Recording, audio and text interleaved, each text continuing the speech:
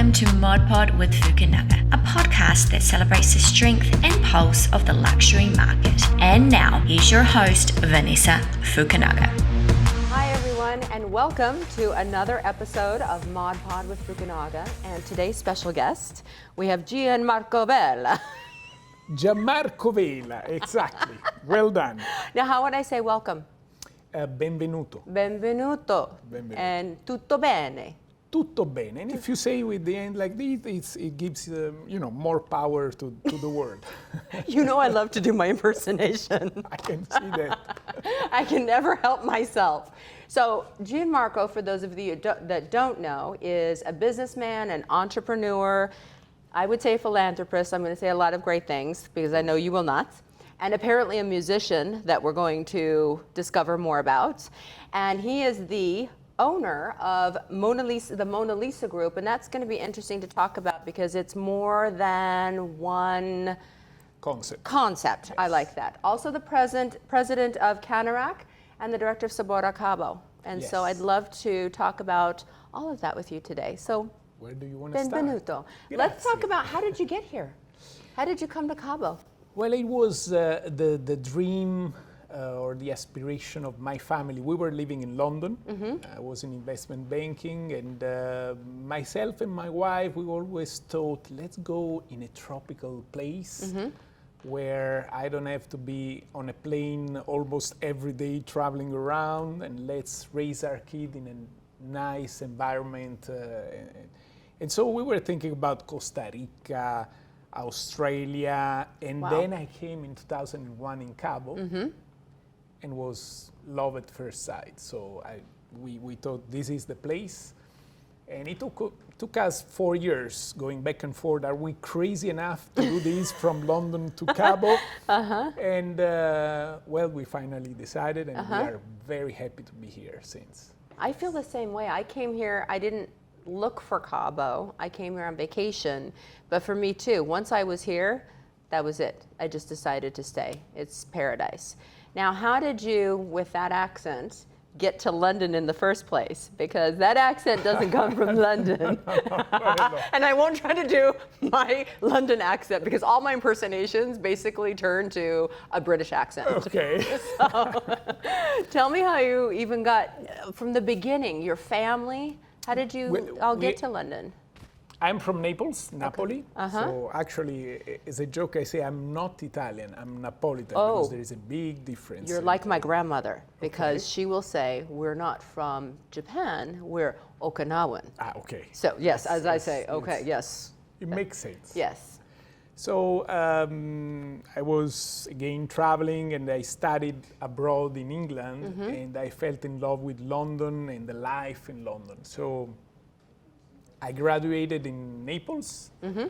and 2 weeks after I was already in the car driving to London with all my stuff and looking for a job really in London. I didn't know exactly what I wanted to do. I studied business administration, and then, doors opened. There's a lot of Italian living in London, so through contacts, etc. And I ended up working in banking. Mm-hmm. And did you go by yourself? By myself, okay. Completely, yes. And the rest of your family stayed in Napoli? The rest of the family stayed in Napoli. And then I met what will become my future wife. Elisabetta. Elisabetta, exactly. Actually, with two hands. Oh, sorry. Elisabetta. I love her. And that's where we had kids. My brother, he's a Down syndrome adult now, and he came to live with us in London. He did? Oh, I didn't know that. Okay. Yes, London gives a lot of opportunity to mm-hmm. everyone, and he came with us, and he stayed with us for, as long as we stayed over there in London. And he learned English. There? He learned their English, he learned how to use the underground. He was getting lost.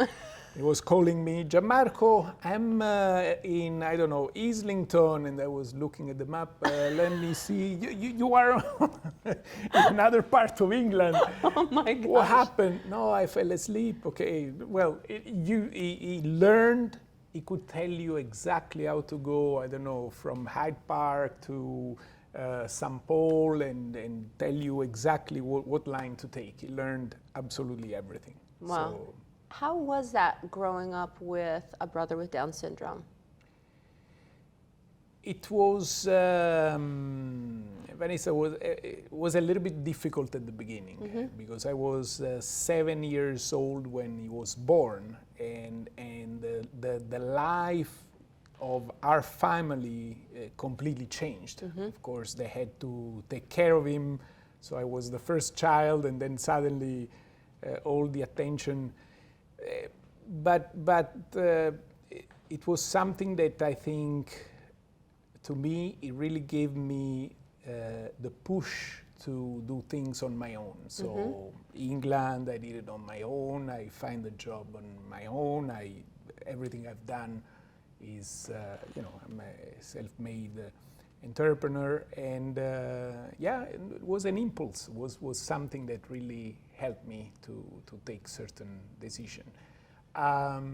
Later on, it has been a blessing. Valerio is a blessing, and it's amazing the things he was able to do in his life. He has been married once. Which I didn't even know until today, because right now he's promised to a lady. to another lady now, and he's a happy person. He works. He's very independent, and I think my family did an amazing job in raising him, and so that has helped a lot. But you too, I mean, to take on a responsibility to bring him over to London, that's a lot of responsibility. And here in Cabo as well. And then here in Cabo. So did you invite him to come? Did he want to come? I'm curious, how did that take place? I invited him. I Wow. thought there wasn't much for him to do in Naples at the time, and so I told him just come to London with Wow. us, and Elisabetta, my wife, of course, was part of this decision, Yeah. he has been living with us since. And then did he know Cabo, or how, does that kind of a thing scare him? Or he seems so adventurous. He's so full of life. When you decided to come to Cabo, how did that go over with At the beginning, the he was family? not very happy. Oh, okay. He was not very happy because for all the Down syndrome kids, for them, having a vision of the future Yes. is very, very difficult. Even when we were changing home from a smaller to a much bigger home, he was not happy with it. But then when he walked in and we saw the final thing, it was okay. So, and we have been blessed in Cabo. There are lots of good friends of Valerio, like you, Yes.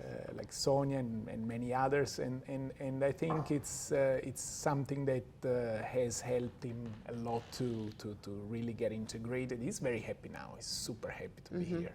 It's also helped us. I think that, when we were talking about it the other day, we had a friend of ours had a birthday, and he was invited, and he got up to sing. He just loves to sing. And I thought, first of all, how hard is it to be able to, as anybody, get up in front of people and just perform, sing, talk, whatever? And so it was just kind of amazing, and you can see it, he just like goes inside himself, and he's just so in love with the song and the performance and everything. It's inspiring, but you can see that you and your family have had, it's not an easy thing to have to, accommodate. Do you know what I mean? Because it is a family situation on a daily basis. Yes. I love when he says, I have to ask permission for the slumber parties. It's so funny. Or when he says that he's not allowed. It's so funny to me. I love it. But rules. It's just like with anybody. You need rules and boundaries and all of that. He likes to break the boundaries every single moment, but we are there for him. So. So tell me, when you came to Cabo, did you have a vision for business, or what did you How did you get started? Yeah, what was first? My idea when I came to Cabo is really I had the romantic idea to be, an investor in several business, in particular real estate, and I was involved with Thompson, the Cape, and initially Major hotel. And that was my idea. The restaurant business came really by chance because the same owner of the land where now the Cape has been built had, the Mona Lisa, it was a whole package. So the land and the restaurant. I didn't even want the restaurant. Oh honestly. my gosh! And it is an iconic place, Sunset de Mona Lisa. The location is to die. When you're sitting there, you're literally looking at Land's End, at the arches. Yes. It is beyond, and you've really turned it into an iconic location. Thank you. It was really by chance. And, Okay. So that was my vision. Now, how did you you said that the Mona Lisa just happened and then the restaurant business just happened, but you're also the president of CANIRAC. So that's not just by chance. Yes. I'm now the vice president at the national level. Wow, okay. There is another local president, and I started to enjoy the restaurant business. Really? Really? It's really hard. No, but it's fun, Vanessa, because look, for instance, development. Uh-huh. You need to have the drawing, start to do the marketing, start to build, and then you start selling the home. It takes you how long? Maybe 1 year, 1 year and a half least. to know what is happening. In the restaurant business, you make a change today, and you have the result from the client today. That's true. So it's an immediate Feedback. yes. And that part of the business is interesting. And if you do it in a corporate way, we have several other restaurants. So we have a corporate office, and I have people that know much more than me. Oh, please! You came from business administration, so let's name all of the restaurants and corporations that you have. Okay. You have Sunset de Mona Lisa. Sunset Mona Lisa. Above the Mona Lisa, there is Jazz on the Rock, which is a jazz club. And then we have Pan di Bacco in Cabo San Lucas. It's so good. Sorry. It's okay. It is so good. Pan di Bacco in Mercado, in San Jose del Cabo. We also have we just opened an hotel in Nine Palms, which has also a restaurant. It's a little boutique Mediterranean hotel. It's called the White Lodge. And, Oh my gosh, people can't stop talking about it. Yeah? Cannot stop talking about the White Lodge. Everything you've done. And I'm just going to interrupt you here because tell me a little bit about the White Lodge because I Yes. want the audience to know what it is. Yes. It's like a secret gem. It's in already- the middle of nowhere. It's actually in an amazing location for surfers and for nature lovers because you can go and it's very near Cabo Pulmo, so you can snorkel and with sharks, with all kind of fish, etc. We don't have sharks. No, the whale sharks, The the whale one sharks. that don't have teeth and don't bite. So it was the vision of an Italian friend of mine, Stefano. He had the vision of the White Lodge. It was a smaller concept at the time. So he invited me, and I agreed to be part of it, but to make it a little bit more, a little bit bigger and with more features.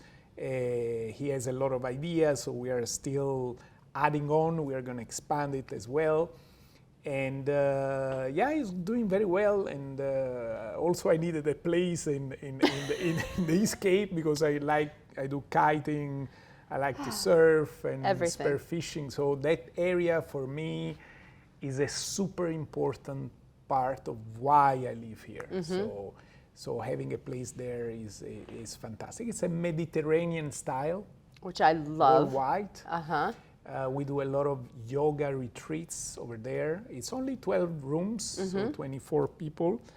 And we have a spa, we have a nice, healthy restaurant, and we do a lot of tours, exploration, and so on. Nice. So when you want to book out your retreat, go to the White Lodge. It is, I haven't been, I've been invited, but I haven't been able to go. And all I heard were all of the bragging rights from everybody that went. Oh, Vanessa, you missed out. Okay, Vanessa, this is an official invitation. Oh my gosh. Let's go to the White Lodge. Okay. You name the date, and we'll go. We'll go, a group of us. That would be wonderful. How fun. Yes, we'll book it all out. Yeah, exactly.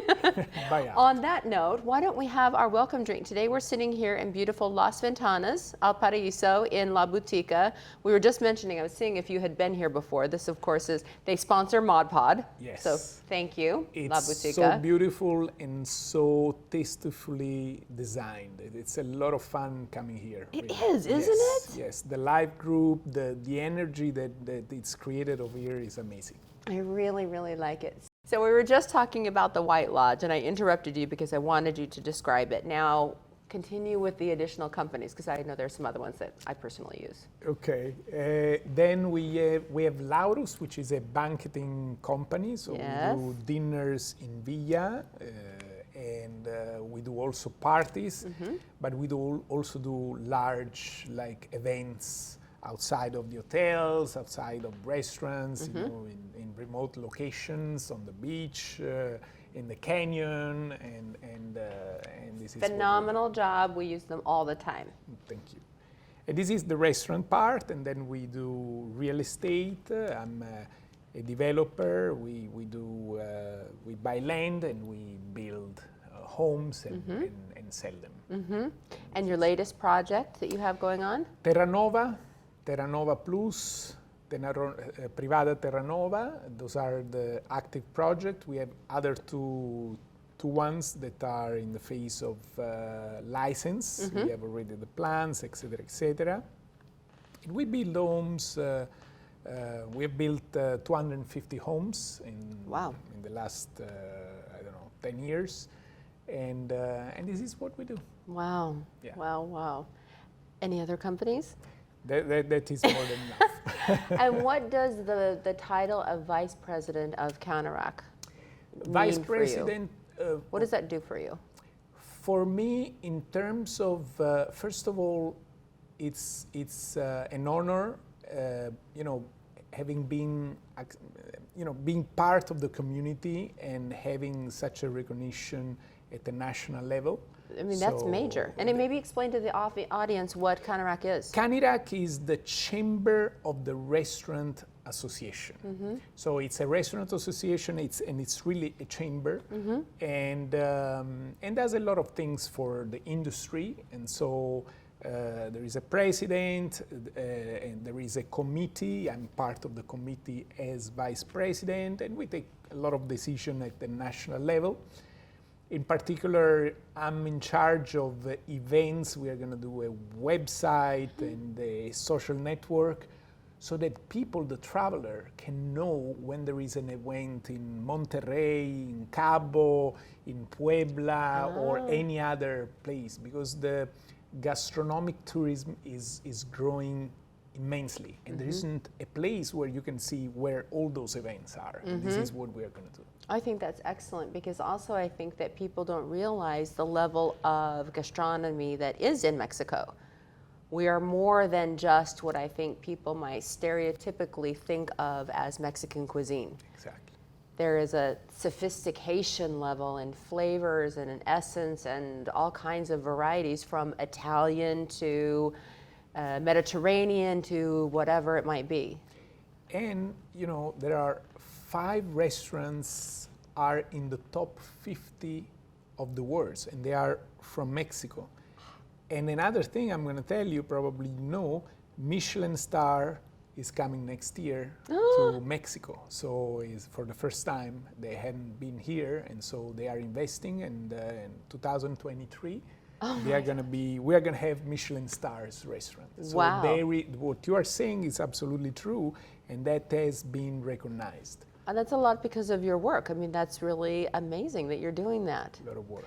Now, tell me about your participation in Sabor Cabo. Yes. Maybe explain what that is. We locals love it because it's a fun event, it's a great fundraiser, but maybe start with a little bit of the history on how that all came about.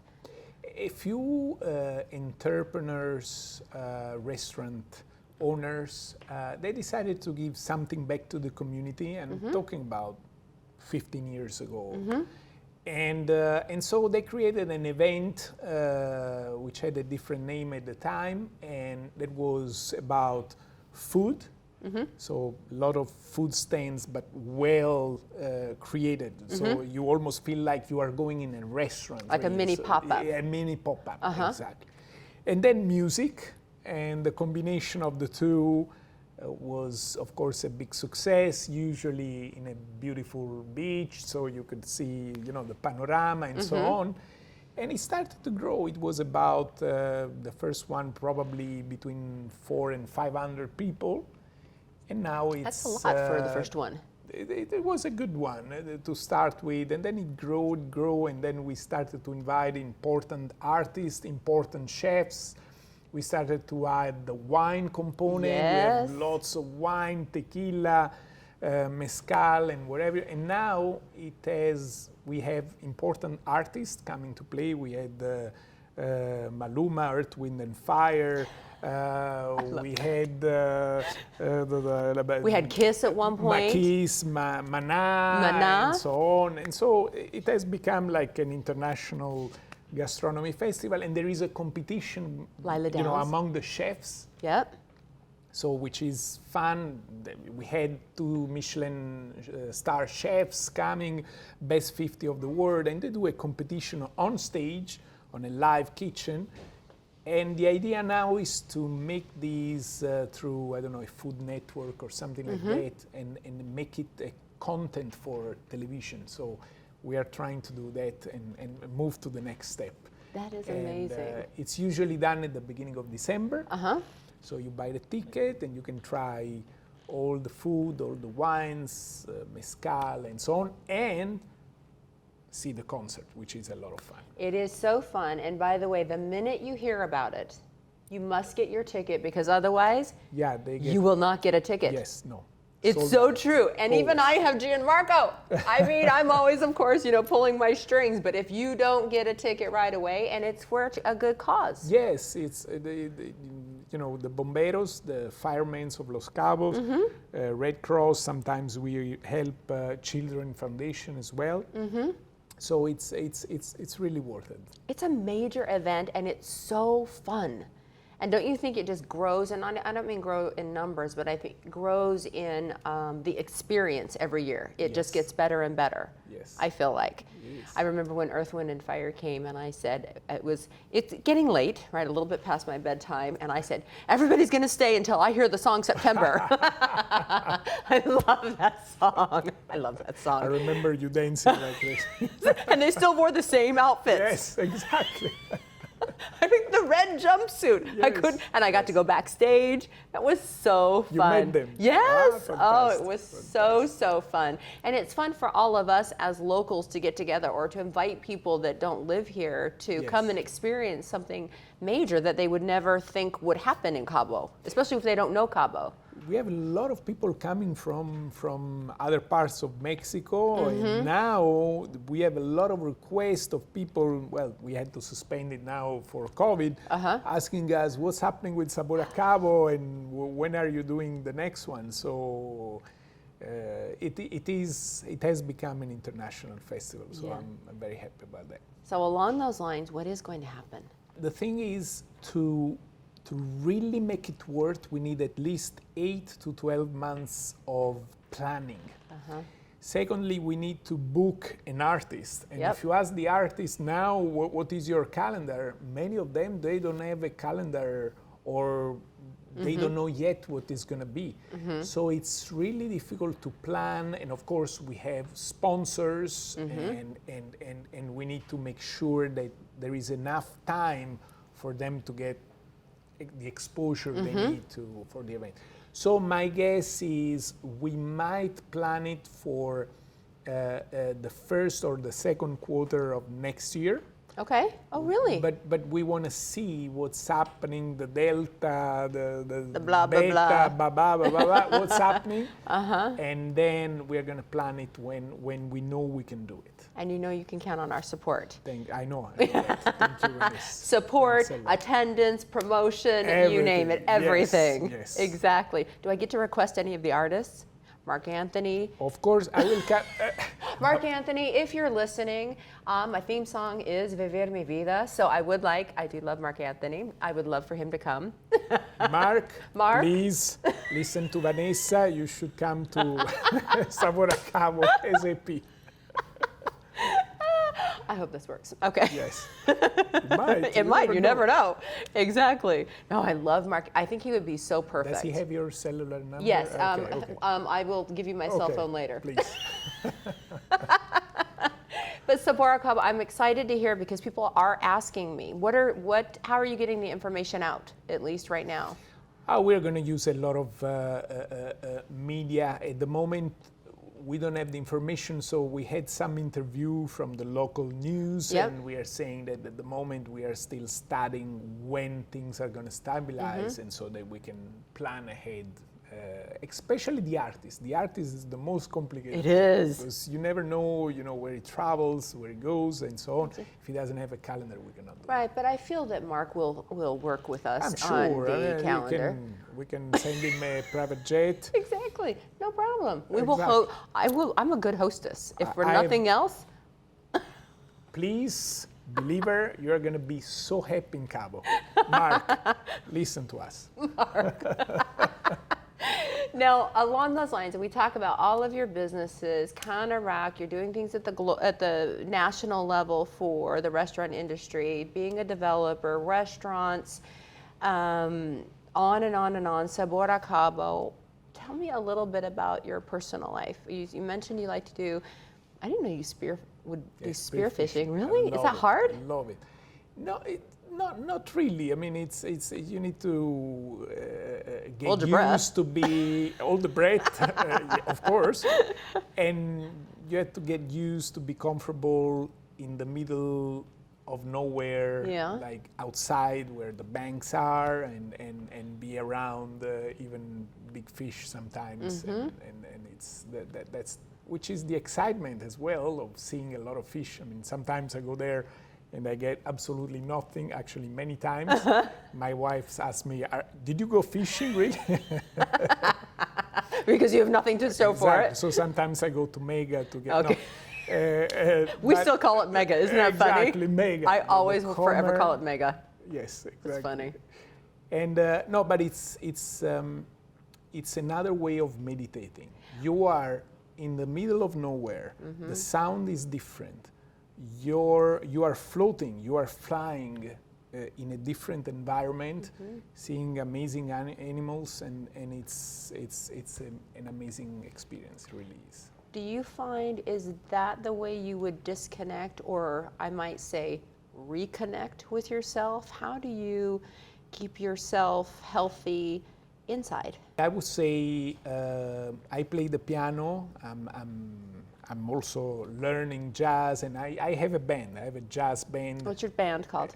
The non-jazz group. The non-jazz, why?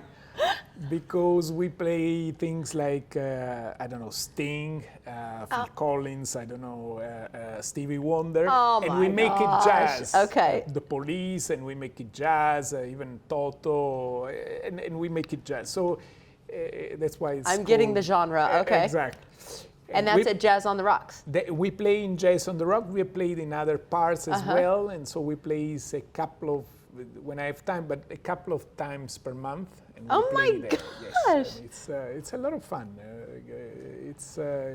I'm studying, I'm learning, but the sound is really good. What comes out is really good. I see the public that really likes it. So you should come. I will come. Next time I will send you the invitation. I will come. It was during COVID. I hadn't much to do one day, and they said, I want to have a jazz club. When I was in London, I was going to the jazz cafe. Oh, they have the Ronnie Scott. fabulous. And I love it. I said, there are lots of good players here, a lot of jazzists, and there isn't a place where you can listen to Sargon Jet. So I made my own club. Oh my gosh. That's being an entrepreneur. Oh my gosh. And so do we have a jazz fest here? Yes. Is that happening? Did it happen? It didn't happen, of course, with COVID, but the organizer of the jazz festival, Tito Rodriguez, is the director of artists at Jazz on the Rock. So every night is a different group. So we have Latin jazz, flamenco jazz, swing, all kinds of music. Fun. Every day is a different group. So, and we are having a lot of success. People like it very much. We had Stevie Wonder. No. At the Jazz on the Rock. It's all over YouTube. Oh my gosh. He came on stage. He came, first of all, nobody recognized him. And then a man just went, talked to the drummer and said, "Do you mind if the person over there sings a song with you?" And he said, "Yeah, why not?" Nobody recognized him. Oh my gosh. So the guy brings him Yes. to the stage. He goes up and they start to sort of realize until the guy goes, "Hi, I'm Stevie Wonder. Can I play a song with you?" And the guy was, "Are you kidding me?" Yes. And he played What the did he whole play? night. Overjoyed. They play other song, and then suddenly he started to sing Jazz on the Rock. He invented a song. That is talent, isn't it? And I was not there. I was in a dinner. I was Nobody told called you? later. Nobody called me. No, they called me, but I could not leave. It was, Those are the kind of amazing things that happen here. yes, in Cabo, it's amazing. Oh my gosh. So besides playing the piano and maybe spearfishing, what other kinds of things? I'm gonna myself on a wellness journey, inside and out. What other kinds of things do you do just on a personal level to keep yourself healthy, mentally, emotionally? I try to meditate, and traveling is something that we do a lot as a family. Sport traveling. I did 3 years ago was an amazing trip. I went to Brazil with lots of friends, some friends of mine, all are from Argentina. We were 25 in 5 different cars, and 1 Italian and 24 Argentinian guys. I felt a little bit like as a minority, but it was a lot of fun, amazing places, etc. And that's part of. It was also a spiritual trip in the sense that the places that you see are amazing, pristine, not a lot of development there, but beautiful, beautiful, amazing. That's really nature. nice. I mean, it's really nice that you, I don't want to say didn't give up, but that you found other outlets during COVID. Was there a time, COVID or not, but a time in your life where you almost felt like washing your hands of a business, whatever? Yes. Not necessarily giving up, but what? In 2008, 2009, on the development side, it was really, really difficult. And I didn't have, honestly, enough experience to know whether it made sense to continue on one of the businesses in particular, or just to invest more and keep on going. Thanks God, I decided for the latter decision, and we kept on going, and now it was a very successful development, but we had at least 4 years that were really, really difficult, and I didn't know whether to just let it go or not. What made you keep going? Just something inside? It's gut feeling. Yep. A lot of that is gut feeling, but also I think it's a matter of reputation. I give a lot of importance to reputation, and if you see, of course, that makes sense financially speaking, then the cost of letting go starting from zero with something that you had to let go, and there was the bank involved and all of that. It's not ideal. So that was also part of the decision. That takes a lot of digging deep and persevering. But I didn't know. I didn't know whether I was doing the right thing or not. I just had to take the chance and try. But I always think things happen for a reason. Yes. That's just, yes, I think I so. really believe that. So. I really believe that. Yes. And is there a time, or what time in your life would you find that you felt the most, that had the most meaning, or that you were the most meaningful in your life? There have been a few times. First of all, when I knew I could help my brother and I can support my entire family. Wow. So that gives you a lot of weight and responsibility on your shoulders, but also it's a nice position to have. Secondly, when I was promoted in my career, and when I was in London, I was working for some important banks, Morgan Stanley, Lehman Brothers, and I did a very fast career.